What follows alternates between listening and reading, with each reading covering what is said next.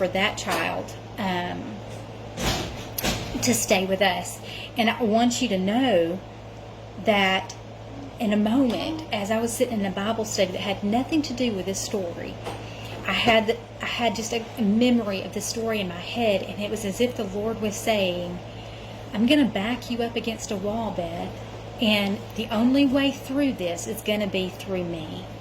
If this child is to stay with you, then it's going to be obvious that I'm the one who worked that miracle. There's not going to be a loophole in the system that works this out for you. There's not going to be a clear path that you can see. I'm going to work this plan for you. And it's going to be obvious that I'm the one who redeemed in this situation. And that is absolutely what happened. I look back now over everything, and especially the day of the massive court hearing, a 5-hour court hearing.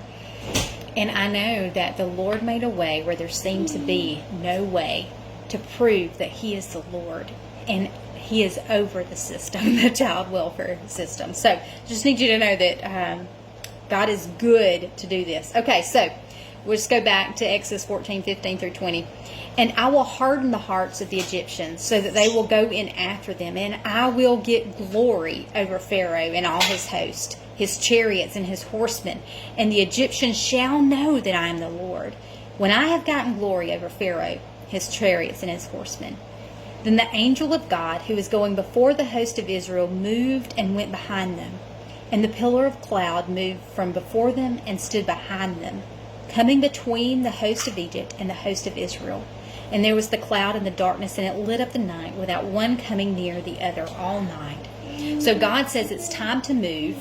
And as He tells them this, and the Israelites are getting their things together and preparing to move, God, the manifest presence, the obvious presence of God had been going before them in the day as a cloud, moved from before them to behind them, so that it separated the Israelites from the Egyptians. And the Israelites were able to pack up and get going on this dry ground path right through the sea. Let me read this part to you.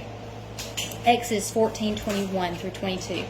Then Moses stretched out his hand over the sea, and the Lord drove the sea back by a strong east wind all night, and made the sea dry land. Y'all, we read this, but can we even get our heads around it? Try for just a moment.